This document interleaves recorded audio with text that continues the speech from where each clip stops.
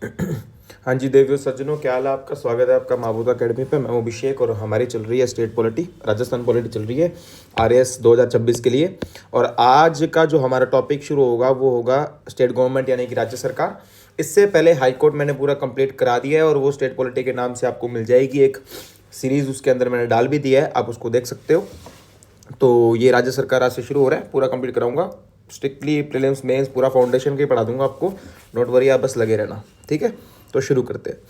देखो भाई, हमारे जो स्टेट होता है, ये जैसे हमारा स्टेट है, ठीक है, ये हमारा राज्य है। हमें इसके अंदर क्या पढ़ना है, अब हमारे राज्य को चलाने के लिए बेसिकली 3 पावर्स लगती है, 3 पिलर्स लगते हैं, ठीक है जी। एक होता है हमारा विधायिका यानी कि लेजिस्लेचर, विधायिका यानी कि लेजिस्लेचर। एक होता है हमारा कार्यपालिका यानी कि एग्जीक्यूटिव, और एक होता है हमारा न्यायपालिका, न्यायपालिका यानी कि हमारा जुडिशरी। ये विधायिका, कार्यपालिका, न्यायपालिका मिलकर हमारे स्टेट को बेसिकली चलाते हैं। 3 पिलर्स बेसिकली हमारे देश को, स्टेट को चलाते हैं। अब उसमें से इस राज्य सरकार के अंदर तीनों के बारे में हमें पढ़ना है कि विधायिका कैसे प्रकार की हमारे यहाँ पर, किसकी है किसकी नहीं है, उसके अंदर कौन लोग बैठते हैं, कैसे सिलेक्ट होते हैं कैसे नहीं होते। कार्यपालिका हमारे यहाँ पर कैसी है, वो कैसे कार्य करती है, वो भी हमें बात करनी है। और न्यायपालिका हमारे कैसी है, वो भी हम थोड़ी सी इसके अंदर बात करेंगे। बेसिकली हाई कोर्ट जो हम पढ़ते हैं, जो प्रॉपर वो हाई कोर्ट है, वो हमें इंडियन पॉलिटी का पार्ट होता है, बिकॉज वो भी इंटीग्रेटेड जुडिशरी यूनियन गवर्नमेंट के अंदर ही आता है। इसके अंदर बेसिकली हम डिस्ट्रिक्ट कोर्ट के बारे में थोड़ा सा पढ़ेंगे, ठीक है। चलो तो शुरू करता हूँ। सबसे पहले तो भाई आपको एक आर्टिकल याद रखना है, बहुत इंपॉर्टेंट, अनुच्छेद हमारा 168। ये आर्टिकल 168 बताता है हमारे यहाँ पर विधायिका के बारे में, जहाँ पर हमारे कानून बनाए जाते हैं, जहाँ पर हमारा लेजिस्लेचर, उसके बारे में बताता है कि क्या क्या हमारे लेजिस्लेचर में चलेगा। इस लेजिस्लेचर की आपको विधायिका की बेसिकली बात बताऊं तो जनरली हमारे जो विधायिका बनती है वो बनती है विधानसभा plus Vidhan Parishad plus governor. In general इस सारी को मिला के एक हम लेजिस्लेचर कह देते हैं। पहले बिल विधानसभा से पास होगा, फिर विधान परिषद से होगा, फिर गवर्नर से होगा। लेकिन हमारे यहाँ पर ऐसा नहीं है। राजस्थान की जो विधायिका है उसके अंदर एक तो होती है हमारी विधानसभा और दूसरी होती है हमारे राज्यपाल यानी कि गवर्नर। विधानसभा, राज्यपाल यानी कि गवर्नर, ये सिर्फ 2 हमारे राजस्थान में होते हैं। राजस्थान में विधान परिषद जो होती है वो नहीं होती है, राजस्थान में विधान परिषद नहीं होती है। तो हमें विधायिका के अंदर, लेजिस्लेचर के अंदर सिर्फ 2 ही बॉडीज के बारे में पढ़ना है, एक तो हमारे गवर्नर यानी कि राज्यपाल और दूसरी हमारी विधानसभा, ठीक है। चलो इसके बाद हम सीधा गवर्नर शुरू करते हैं। आपको थोड़ी सी बेसिक बातें और बता दूं, ठीक है। हमारे यहाँ पर मार्च 1949 से लेके मार्च 1949 से लेके हमारे 1956 1956 तक, मार्च 1949 से लेके 1956 तक जो हमारा पद हुआ करता था गवर्नर का, उस पद का नाम हुआ करता था राज प्रमुख। क्या हुआ करता था? राज प्रमुख। जो हमारा 1956 तक पद चला, ठीक है जी। उसके बाद 1956 में 1956 में एक हमारा एक्ट आता है, स्टेट रीऑर्गेनाइजेशन कमीशन ने बनाया था, स्टेट रीऑर्गेनाइजेशन एक्ट। उसके चलते स्टेट रीऑर्गेनाइजेशन कमीशन ने क्या बोला कि आज से जो इसका पद का नाम होगा वो हो जाएगा क्या? गवर्नर। तो सवाल एक ही आता है कि कब तक हमारे जो गवर्नर के पद का नाम राज प्रमुख था, कब हमारा गवर्नर, राज प्रमुख का पद गवर्नर ही किया गया? तो आंसर उसका रहता है वैसा 1956, ठीक है जी। यहां तक आपको नई दिक्कत आएगी, ओके।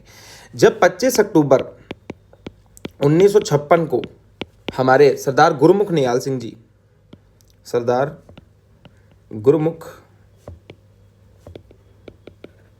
निहाल सिंह गवर्नर बनाए गए, हमारे क्या बनाए गए?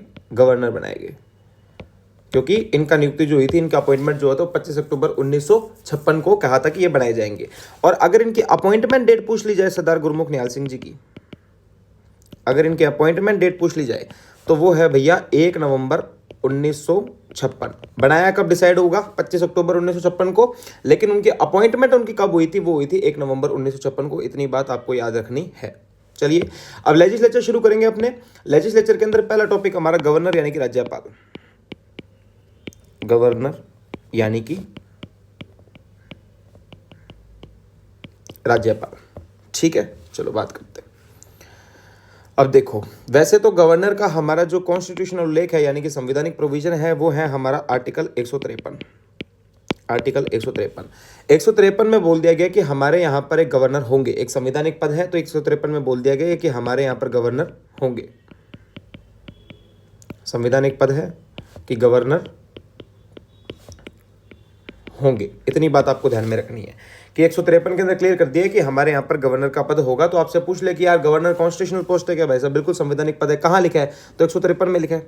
ठीक है, इतनी बात आपको ध्यान में रखनी है। आ जाओ अब अनुच्छेद यानी कि आर्टिकल हमारा 154 क्या कहता है? आर्टिकल 154 कहता है यही गवर्नर हमारे जो होंगे वो गवर्नर हमारे executive head of the state भी होंगे। अब एग्जीक्यूटिव हेड यानी कि कार्यपालिक अध्यक्ष। तो अगर आपसे कोई पूछ ले किसी राज्य का कार्यपालिक अध्यक्ष कौन होता है, आंसर क्या होगा? गवर्नर। क्या गवर्नर का पद संवैधानिक पद है? बिल्कुल। कैसे कह सकते हो? अनुच्छेद 153 आर्टिकल 153। ठीक है जी, आगे चलते हैं। अब इसी के अंदर सीधी बात और लिखी गई है कि he is the first citizen of the state. राज्य के पहले नागरिक, राज्य के पहले नागरिक भी कौन होंगे? गवर्नर होंगे। राज्य के पहले नागरिक भी कौन होंगे? गवर्नर होंगे। तो इतनी बात आपको ध्यान में रखनी है। तो संवैधानिक पद हमारा गवर्नर के 153 में है। राज्य के पहले नागरिक होते हैं और राज्य के कार्यपालिक अध्यक्ष होते हैं। संवैधानिक अध्यक्ष भी यही होते हैं। वो हमें उससे बात से समझ में आ ही जाएगा। चल सकते हैं आगे? चलो,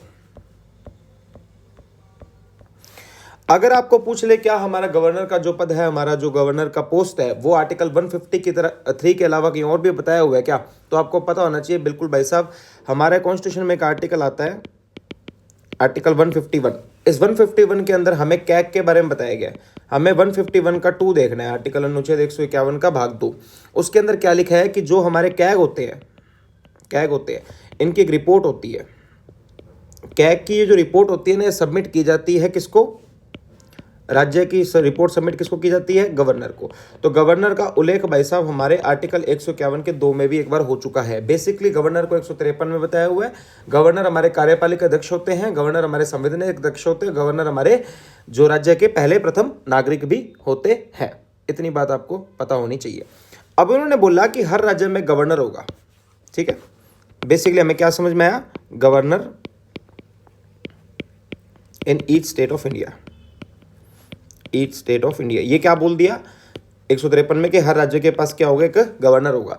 लेकिन उसके बाद क्या होता है कि हमारे कॉन्स्टिट्यूशनल अमेंडमेंट आता है जिसका नाम है 7th कॉन्स्टिट्यूशनल अमेंडमेंट 1956 ये 7th कॉन्स्टिट्यूशनल अमेंडमेंट 1956 क्या कहता है कि एक जो हमारे गवर्नर हैं वो एक साथ एक से ज़्यादा राज्यों के गवर्नर भी रह सकते हैं।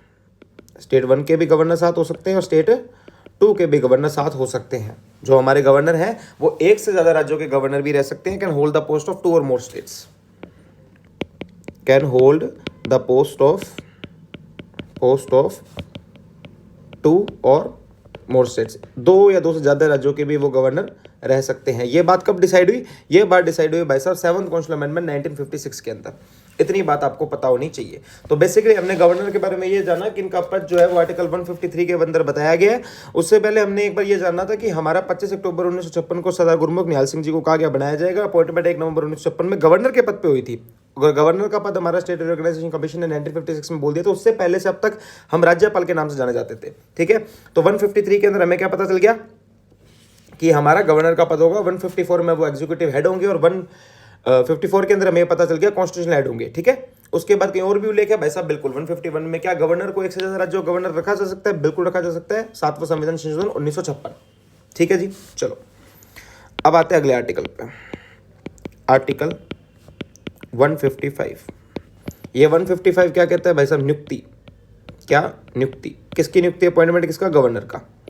तो अपॉइंटमेंट से जो क्वेश्चन आने वाला है वो ये आता है कि कौन अपॉइंट करता है? तो प्रेसिडेंट अपॉइंट करते हैं, देश के राष्ट्रपति इनको अपॉइंट करते हैं। तो सबसे पहले आपको क्या ध्यान में क्या रखना है कि कौन अपॉइंट करता है? तो देश के राष्ट्रपति इनको अपॉइंट करते हैं। President appoints the governor. ठीक है जी, लेकिन प्रेसिडेंट सीधा अपॉइंट नहीं करते, ये रिकमेंडेशन पे करते हैं। इनको रिकमेंडेशन देनी पड़ती है। किसकी रिकमेंडेशन आती है? केंद्र सरकार की, सेंट्रल गवर्नमेंट की। तो सेंट्रल गवर्नमेंट की रिकमेंडेशन के ऊपर अनुच्छेद 155 के अंदर हमारे जो राष्ट्रपति हैं वो हमारे गवर्नर को नियुक्त कर देते हैं, अपॉइंट कर देते हैं। ठीक है जी, इतनी बात आपको समझ में आ गई होगी। इसको अगर सही वर्ड लिख दूं तो basically council of ministers. Council of ministers की रिकमेंडेशन के ऊपर इनको बना दिया जाता है क्या? गवर्नर। ठीक है, अपॉइंट कौन करेंगे? अपॉइंट भाई साहब राष्ट्रपति करेंगे। चल सकते हैं आगे। चलो अगला आर्टिकल आता है आर्टिकल 156। आर्टिकल 156, ये 156 क्या कहता है? 156 बोलता है भाई साहब कार्यकाल, कार्यकाल यानी कि टेन्योर, कि एक जो हमारे गवर्नर होंगे, गवर्नर का टेन्योर कितना होगा।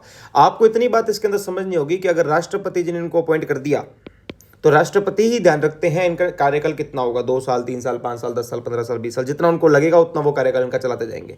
तो सीधा सीधा इसका आंसर होता है by the pleasure of president, by the pleasure of president. राष्ट्रपति की जब तक सहसम्मति है तब तक गवर्नर साहब हमारे वहां बैठे रहते हैं। अगर आपसे जनरली पूछ लिया जाए, पर जनरली मतलब संविधान में ये नहीं लिखा हुआ है, तो जनरली कितना होता है 5 साल। क्यों? जैसे ही 5 साल के बाद सरकार चेंज होती है और राष्ट्रपति नए बनते हैं तो अपनी सरकार अपनी मर्जी के गवर्नर वहां पर बिठाती है। कभी कभी नहीं उनको आवश्यकता पड़ती तो बदला भी नहीं जाता। ठीक है जी, इतनी बात आपको पता होनी चाहिए। और ये आपको कहां दिख जाएगा लिखा हुआ? आर्टिकल 156 के 3 में। ठीक है, इतनी बात आपको समझ में आ गई है। चल सकते हैं आगे। चलो इसी के अंदर आपको क्या देखना है कि हमारे 156 के अंदर एक और बात लिखी है, इस्तीफा यानी रेजिग्नेशन किसको दिया जाता है? तो रेजिग्नेशन भी उसको देते हैं जो अपॉइंट करते हैं, जो है हमारे देश के कौन? प्रेसिडेंट ऑफ इंडिया, राष्ट्रपति जी को रेजिग्नेशन ही दे देते हैं। और ये आपको मिल जाएगा आर्टिकल 156 के 2 में। ठीक है जी, ये प्रोविजन इसलिए दिखा रहा हूँ, कभी 156 के रिगार्डिंग ये क्वेश्चन आ जाए तो अपना गलत नहीं होना चाहिए, वरना मेरे को पता है प्रोविजन से इतना ज्यादा कोई फोकस रहता नहीं है, एक सीधा ऊपर का आर्टिकल पूछ लेते हैं वो। ठीक है, इतनी बात आपको समझ में आ गई होगी। चलो भाई, अब 1-2 बातें यार नोट डाल के लिख लो। वो बातें ये हैं कि जो हमारे गवर्नर साहब हैं, अगर उनको एक बार राजस्थान में गवर्नर बना दिया, जैसे ये रहे राजस्थान, तो राजस्थान का गवर्नर बना दिया और लगता है कि इनका ट्रांसफर अब राजस्थान से उठा के यूपी कर देना चाहिए, तो बिल्कुल कर सकते हैं। एक पर्टिकुलर गवर्नर जो किसी एक स्टेट के गवर्नर है, उनको ट्रांसफर करके किसी दूसरे स्टेट में भी डाला जा सकता है। इतनी बात आपको पता होनी चाहिए। ठीक है, और ये काम करता कौन है? जाहिर सी बात है जो इनको अपॉइंट करने वाले व्यक्ति राष्ट्रपति हमारा ये काम करते हैं। पर आपको इतनी बात ध्यान रखनी होगी कि कॉन्स्टिट्यूशन में ऐसा कोई प्रोविजन नहीं है, ऐसा कोई प्रोविजन नहीं है, कॉन्स्टिट्यूशन में ऐसा कोई प्रोविजन नहीं है। इतनी बात आपको पता होनी चाहिए। ठीक है, तो governor can be transferred from one state to another but there is no such provision in the constitution for this. इतनी बात आपको आइडिया होनी चाहिए। ठीक है जी, चलो अब बात करते हैं गवर्नर के टर्मिनेशन की। तो जो हमारे गवर्नर साहब है, बिल्कुल उनको बर्खास्त किया जा सकता है, टर्मिनेशन किया जा सकता है, लेकिन करते कौन है? राष्ट्रपति जी इनको टर्मिनेट करते हैं कि भी आपको अपने पद से हटाया जाता है, आज के बाद आप घर बैठिए, आज के बाद आने की आपको आवश्यकता नहीं है। ये करने की शक्ति किसके पास होती है? राष्ट्रपति के पास होती है। ठीक है, और मान लो फॉर एग्जांपल ऐसे फर्स्ट गवर्नर जिनको टर्मिनेट किया गया, फर्स्ट गवर्नर जिनको टर्मिनेट किया गया वह कौन थे? वो थे श्री रघुकुल तिलक। वो कौन थे? श्री रघुकुल तिलक। रघुकुल तिलक पहले ऐसे व्यक्ति थे गवर्नर हमारे जिनको टर्मिनेट किया गया था। और ये भी प्रोविजन आपका कॉन्स्टिट्यूशन में नहीं है, नॉट इन कॉन्स्टिट्यूशन। तो टर्मिनेशन और ट्रांसफर दोनों के दोनों प्रोविजन कॉन्स्टिट्यूशन में नहीं है, लेकिन पॉसिबल है, राष्ट्रपति इनको करते हैं। इतनी बात भी आपको पता होनी चाहिए। समझ गए? ठीक है जी। क्या गवर्नर का रीअपॉइंटमेंट हो सकता है? Yes, governor can B reappointed, governor can B reappointed. ये भी आपको बात पता होनी चाहिए। क्या गवर्नर का रीअपॉइंटमेंट हो सकता है? बिल्कुल हो सकता है साहब, गवर्नर का वापस रीअपॉइंटमेंट किया जा सकता है, बिल्कुल प्रावधान है संविधान में। इतनी बात भी आपको पता होनी चाहिए। ठीक है जी, चलो वो तो बेसिक आपको रूलिंग है कि तो पता ही होगी कि जब तक नए राज्यपाल कार्यभार नहीं संभाल लेते, जब तक नए राज्यपाल कार्यभार नहीं संभाल लेते, तब तक पुराने राज्यपाल अपना दफ्तर नहीं छोड़ते, अपना दफ्तर नहीं छोड़ते। जब तक उन्होंने कार्यभार संभाल लिया तब तक वो ठीक है, अगर जब तक वो नहीं आ जाएंगे तो पुराने वाले तब तक अपने दफ्तर को नहीं छोड़ेंगे, तब तक वहां से नहीं जाएंगे। इतनी बात आपको पता होनी चाहिए। आगे चल सकते हैं। चलो, अनुच्छेद 157 आर्टिकल 157।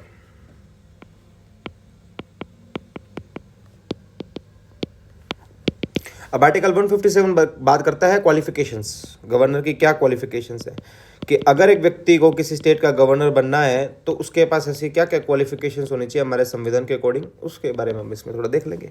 दो ही क्वालिफिकेशन है जी। पहला तो भारत के नागरिक होने चाहिए, सिटीजन ऑफ इंडिया, कोई ज़्यादा भारी क्वालिफिकेशन आपसे नहीं मांग रही है। दूसरा, एज होनी चाहिए 35 साल कम से कम। ठीक है जी, तो पहला तो क्या है, भारत के नागरिक होने चाहिए। दूसरा, क्वालिफिकेशंस के अंदर इनकी एज होनी चाहिए 35 साल कम से कम। ठीक है, अब पेपर में आपसे ये पूछ लिया जाएगा कि भी पर्टिकुलर द क्वालिफिकेशन तो गवर्नर निम्नलिखित में से कौन कौन सी क्वालिफिकेशन गवर्नर की नहीं है, वो आपको ये भी लिख देगा कि साथ में लोकसभा के सदस्य नहीं होने चाहिए। वो सारी बातें सही है, लेकिन ये दोनों पॉइंट आपको क्यों याद रखने हैं, क्योंकि संविधान में हमारे सिर्फ यही दो दिए गए हैं पॉइंट कि आर्टिकल 157 में इतना ही बताया गया। ठीक है, अब हमारे कुछ केस लॉज आते हैं जो कि गवर्नर से रिलेटेड है, आपको पता होना चाहिए।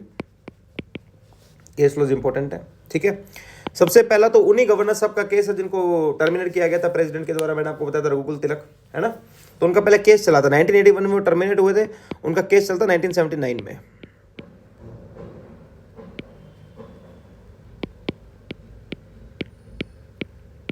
रघुकुल तिलक केस, रघुकुल तिलक केस 1979, इनका केस चला था 1979 में। क्या हुआ था इस केस के अंदर, इन्होंने ये बोला था कि जो गवर्नर का पद है, गवर्नर का जो पद है वह केंद्र सरकार की नौकरी में नहीं आता, केंद्र सरकार की नौकरी में नहीं आता। ठीक है, वो एक संवैधानिक पद और अपने दया दृष्टि सिद्ध से काम करता है, वो जरूर आप उसको हटा सकते हो, लगा सकते हो, फिर भी वो केंद्र सरकार की नौकरी में नहीं आता। इसी के चलते रघुकुल तिलक का केस चला 1979 में और 1981 में इनको टर्मिनेट कर दिया गया था। इतनी बात आपको पता होनी चाहिए। इसमें लिखा हुआ है कि it shall not the employment under the central government. ठीक है, चलो आगे चलते हैं, दूसरे पे आ जाओ भाई। तो रघुकुल तिलक के बाद अगला केस आता है हमारा Rameshwar Prasad case. Rameshwar Prasad case, Rameshwar Prasad case हुआ था 2006 के अंदर। इस केस के अंदर क्या बोला था, इन्होंने बोला था कि जो हमारे गवर्नर का अपॉइंटमेंट होता है, गवर्नर की जो नियुक्ति होती है, उस अपॉइंटमेंट के लिए एक फिक्स्ड पैरामीटर होना चाहिए। ऐसा नहीं कि किसी भी व्यक्ति जो कि क्वालिफिकेशन लेके आ रहा है सिटीजन ऑफ इंडिया और 35 साल की उम्र की किसी भी व्यक्ति को आप गवर्नर बना दो। There shall be fixed parameter for appointment of governor, यही बात इन्होंने बोली थी। There shall B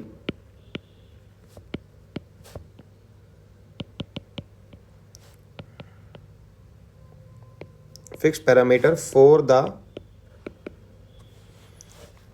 appointment of governor, appointment of governor, governor के अपॉइंटमेंट के लिए एक फिक्स पैरामीटर्स होने चाहिए। उन्हीं फिक्स पैरामीटर्स के हिसाब से गवर्नर के पद को चुना जाना चाहिए। इससे पहले 1971 रघुकुल तिलक का केस के भी हमारा पद तुम्हारे केंद्र सरकार के नौकरी में नहीं आता, कि अपने इंडिपेंडेंटली काम करते हैं। ठीक है, तीसरा बहुत इंपॉर्टेंट है, BP Singhal versus union of India.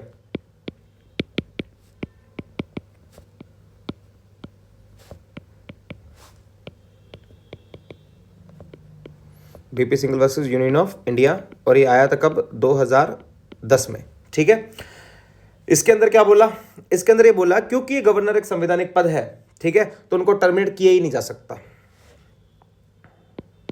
Because governor is a constitutional post, governor is a constitutional post,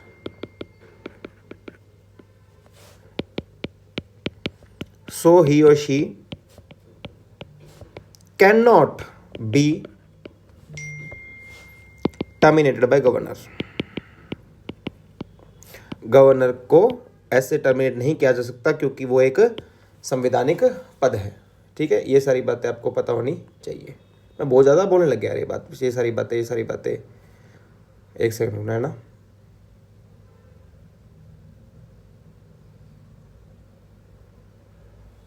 हाँ जी, तो पहला केस रघुकुल तिलक केस 1979 के हमारा पद आपके अंडर एम्प्लॉयमेंट में नहीं आता। रामेश्वर प्रसाद केस की इनको अपॉइंटमेंट की एक सिंपल सा पैरामीटर होना चाहिए, फिक्स्ड, सीधा ऐसे नहीं किसी भी बंदे को उठा के गवर्नर बना दिया।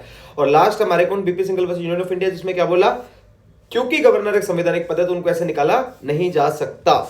ठीक है, चलो अब हम पढ़ना है कुछ कन्वेंशंस के बारे में। कन्वेंशंस का मतलब आपको पता है, कन्वेंशंस यानी कि परंपराएं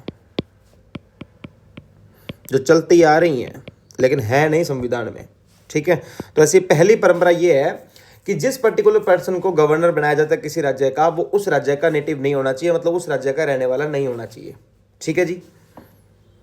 तो गवर्नर जो है उसी राज्य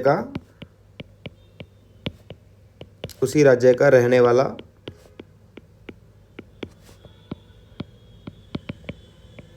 नहीं होना चाहिए, बस। नेटिव नहीं होना चाहिए, नेटिव ऑफ स्टेट, नेटिव नहीं होना चाहिए उसी राज्य का। अगर नेटिव है तो फिर उनको नहीं बनाया जाएगा।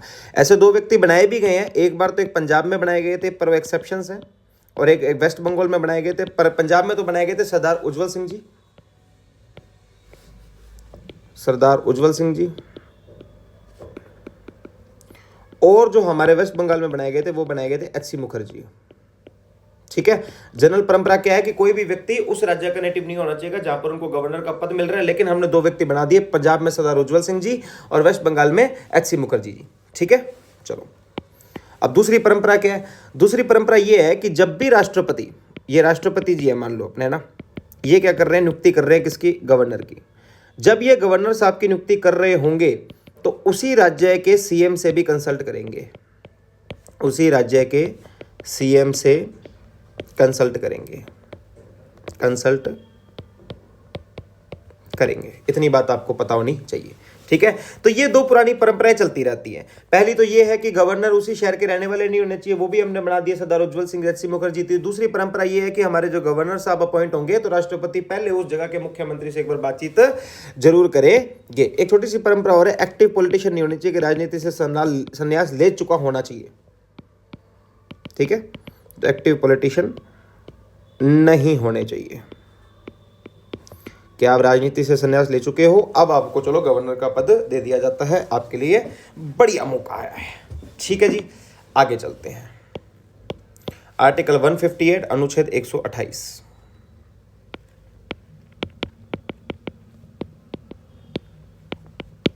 अब ये क्या बोलता है? ये जनरली इसका अगर मैं बात बोलूं तो गवर्नर की कंडीशन क्या है, कैसे कैसे वो काम करेंगे। अब इसके अंदर आपको बताऊंगा कि एग्जामिनर कैसे खेल करता है। आपको लगता है आपका आंसर सही था लेकिन गलत हो जाता है।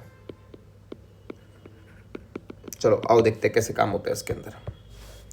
सबसे पहले तो वह एमएलए, एमएलसी, एमपी नहीं होने चाहिए, एमएलए, एमएलसी, एमपी नहीं होने चाहिए। पहली बात तो ये। ठीक है जी। दूसरा, कोई लाभ का पद, कोई लाभ का पद नहीं होना चाहिए, कोई लाभ का पद नहीं होना चाहिए। पहली दूसरी होगी। ठीक है जी।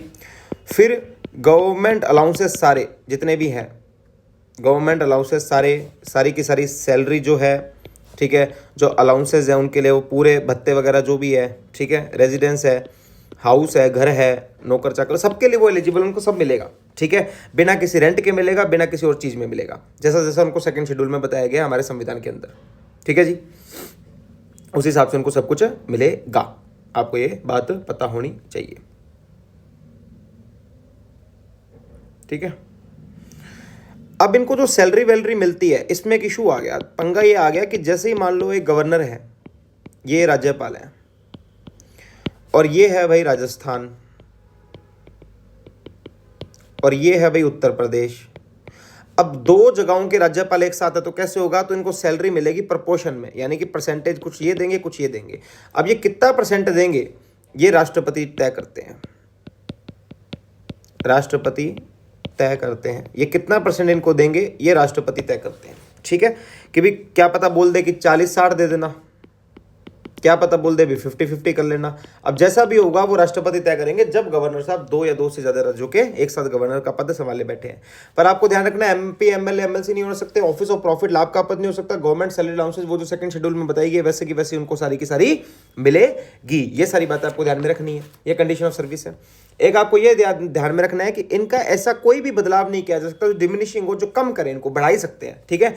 तो इसको इंग्लिश में कहते हैं simply no non profitable change, no non profitable change, कोई भी ऐसा चेंज नहीं किया जाएगा जिसमें गवर्नर साहब को प्रॉफिट ना हो, लाभ ना हो। जो चेंज किया जाएगा वो बढ़ावे में किया जाएगा, लाभ जिसमें होगा उसी में किया जाएगा।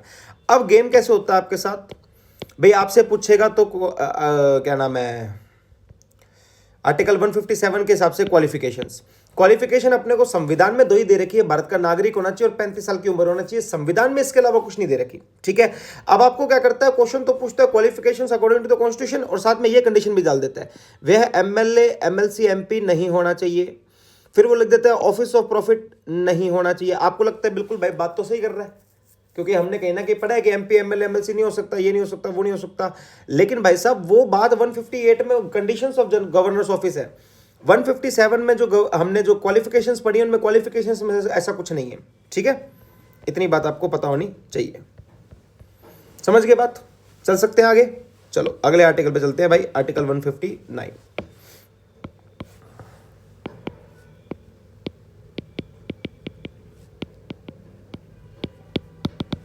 आर्टिकल 159 कहता है शपथ, ओथ, कि गवर्नर साहब ओथ कैसे लेंगे, कहाँ की लेंगे, कहाँ की नहीं लेंगे, उसके बारे में सारे अपने को बताता है। ठीक है जी, सबसे पहले तो गवर्नर को ओथ दिलाते कौन है, तो दिलाते हैं हमारे हाई कोर्ट के कौन,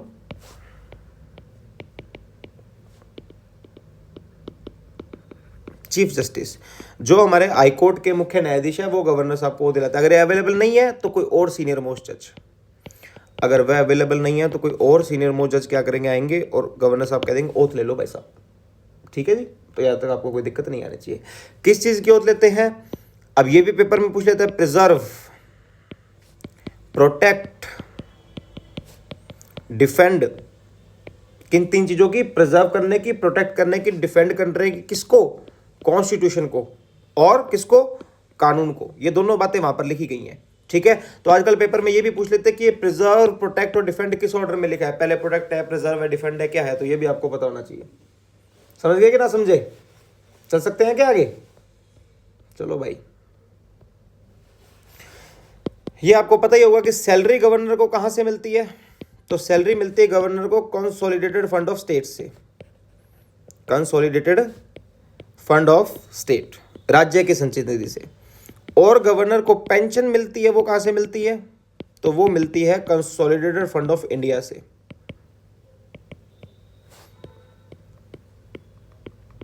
फंड ऑफ इंडिया से उनको पेंशन मिल जाती है। ठीक है, तो स्टेट से तो इनको सैलरी मिलती है, कंसोलिडेटेड फंड ऑफ इंडिया से, भारत की संचित निधि से इनको पेंशन मिलती है। ठीक है जी।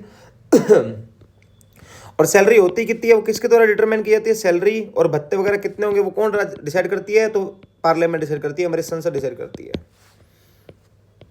डिसाइडेड बाय पार्लियामेंट, यानी कि हमारी संसद के द्वारा तय किया जाता है कि हमारे राज्यपाल को कितनी तनख्वाह और भत्ते वगैरह हमने देने हैं। ठीक है, चलो, तो ये बेसिकली हमारा गवर्नर का पद था। इसके बाद नेक्स्ट क्लास में हम पढ़ेंगे गवर्नर की शक्तियां, जैसे कि गवर्नर के पास कुछ कार्यपालिक शक्तियां होती हैं, एग्जीक्यूटिव पावर्स। ठीक है जी, उसके बाद गवर्नर के पास कुछ हमारे विधायक शक्ति, विधायिका वाली शक्ति होती है, लेजिस्लेटिव पावर्स। ठीक है, कुछ फाइनेंशियल पावर्स भी होती हैं। ये सारी गवर्नर की शक्तियों से क्वेश्चन आता है और यूँ भी पूछ लेता है क्या गवर्नर की कौन सी शक्ति है। ओके, तो आप नेक्स्ट क्लास में इनकी वो शक्तियाँ वगैरह रिवाइज करेंगे। और जो भी अगर लास्ट क्लास में जुड़ा हुआ है बहुत बहुत धन्यवाद आपका। और मैं हर बार क्लास में तो नहीं बताऊंगा, पर ध्यान रखना कि आप अपने नोट्स जो भी आपके पास है लेके बैठना। अगर आपका मन करे तो आप चाहे लक्ष्मीकांत भी लेके बैठ जाना, कोई बात नहीं है। ठीक है जी, कोई भी अगर आपके पास कोचिंग के नोट्स है तो वो लेके बैठ जाना, लगभग चीज़ें सेम ही होती है, समझा मैं आपको सारा यहाँ पर दूंगा। ओके, अगर नहीं तो साथ साथ बनाओ तो बहुत बढ़िया, मैं भी लिखता हूँ तुम भी लिख लिया करो, फायदा होगा तुम्हें। ओके, थैंक यू, मिलते हैं अगली क्लास में।